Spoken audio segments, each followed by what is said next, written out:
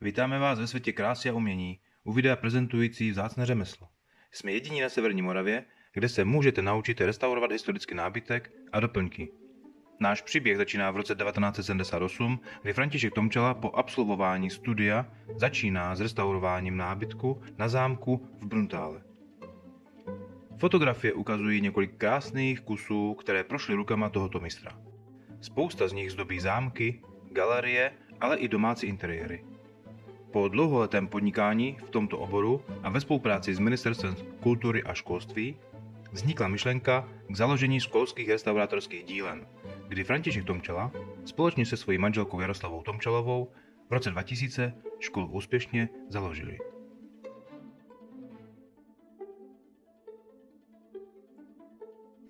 Jmenuji se Jaroslava Tomčalová, jsem ředitelka soukromého střediska praktického vyučování Renova. Spolupracujeme se Střední školou průmyslovou v Krnově, kde naši žáci mají teoretickou výuku. Praktická výuka probíhá v restaurátorských dílnách v Miloticích nad Opavou.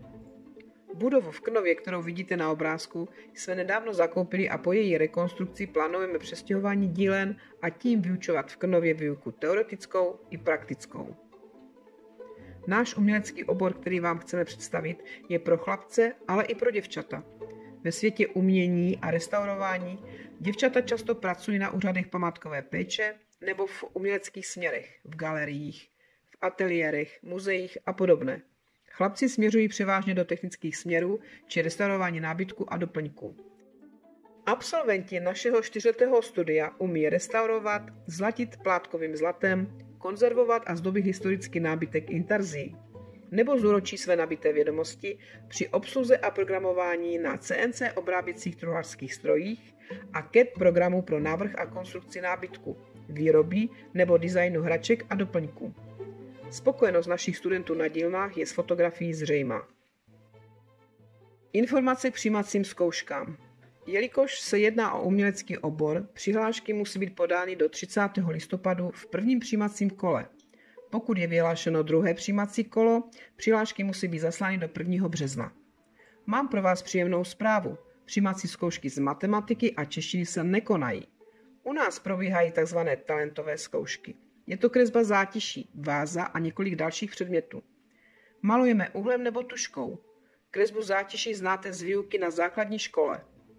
Po podání přihlášky vám zašleme pozvánku s datem konání talentové zkoušky. V případě přijetí na naší školu by vás měly zajímat hlavní předměty, které budete mít v teoretické výuce, a jsou to dějiny výtvarné kultury, technologie, materiály, český jazyk a cizí jazyk.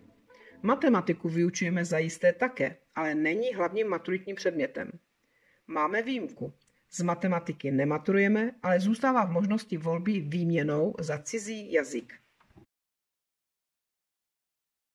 V prvním ročníku vás čeká seznámení s používáním ručního nářadí a práce se dřevem. Prvně vás naučíme zpracování designu na výrobě hraček. Od jednoduchých, jako jsou domečky, až po ty složitější, pohyblivé hračky. V průběhu ročníku si žáci vyrábí různé šperky, vánoční a jiné tematické ozdoby. V každém ročníku se snažíme, aby si žák odnesl něco do svého života, což by se mohlo v budoucnosti stát jeho povoláním. Například návrhář a výrobce hraček ve své vlastní firmě. V druhém ročníku se učíme porozumět složitějším konstrukcím a konstrukčním spojům na tzv. Replikách. Začnete se seznamovat se zdobnými technikami. Naučíte se kombinace povrchové úpravy selského nábytku, bytových doplňků a truhlic s jemnou řezbou a nebo malbou. Ke konci druhého ročníku pracujeme s dýhou, což je dřevo nařezané na tenké plátky. Tahle zdobná technika se nazývá intarzie. Ve třetím ročníku navážete na druhý ročník rozvíjející složitější práce s dýhou, vlastními návrhy intarzie v obrazech, dobové intarzie na replikách. Ovšem hlavním úkolem je naučit se restaurátorské postupy na originálních historických kusech. Prohlubujete své znalosti povrchové úpravy, zdobných technik s používáním různorodých materiálů. 4. ročník je ve znamení prohlubování zkušeností v restaurování nábytku, jako je například technika zlacení, tauširování anebo inkrustace. Současně se však věnujeme přípravám na praktickou část maturity, která spočívá ve zhotovení replik historického nábytku s odpovídajícími prvky zdobných technik, povrchovou úpravou a hlavně funkčností. Tedy již od začátku školního roku se postupně připravujete konzultacemi, návrhy a technickou přípravou ke zdárnému zvládnutí výroby vaší maturitní práce. Uplatnění absolventa našeho oboru po absolvování maturity. Je připraven pracovat v restaurátorských dílnách, v ateliérech při zhotovování nábytku a doplňků, má znalost designu nábytku a hraček. Je připraven k zahájení vlastní podnikatelské činnosti. Může pracovat v muzeích, galeriích, na úřadech památkové péče. Student po úspěšném absolvování našeho oboru má možnost pokračování dalšího studia. Ať už zůstane přímo u řemesla a rozvine své vědomosti a dovednosti v konzervování a restaurování nábytku na vyšší odborné restaurátorské škole v Brně, nebo bude dál studovat na vysokých školách v oborech. Bakalářské a magisterské studium, památková péče, muzeologie, historie, například v Opavě. Dále dějiny výtvarných umění je 3 až 5leté magisterské studium s možností doktorského vzdělání. Také může zaručit jen část zkušeností a jít novým směrem v technickém oboru, například dřevostavby v Ostravě a Brně. Uměleckým směrem Fakulta restaurování v Litomyšli a v Praze je obor nástěnná malba, malba na papír, kamenné sochy a restaurování knihy.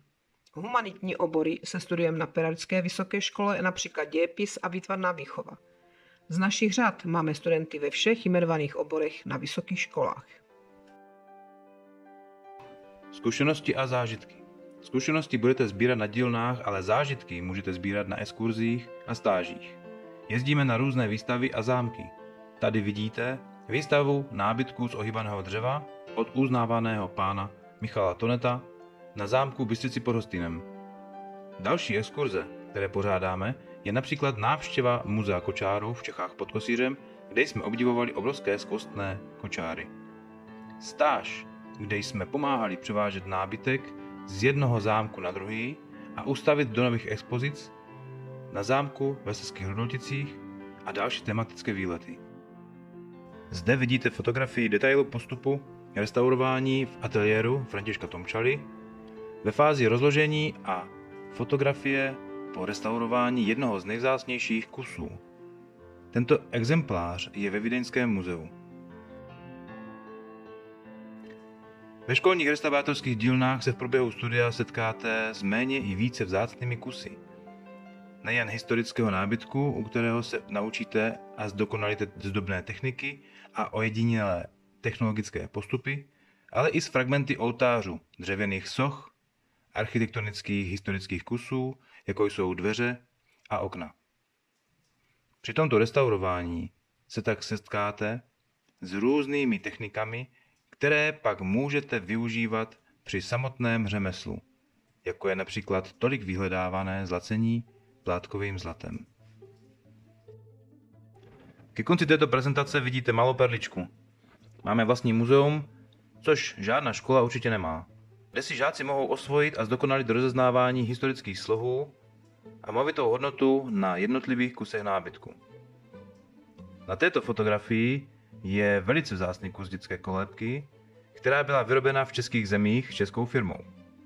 Na světě je těchto kusů momentálně oficiálně pouze 5. Zajisté věříme, že takto krásných kusů bude zachráněno mnohem více.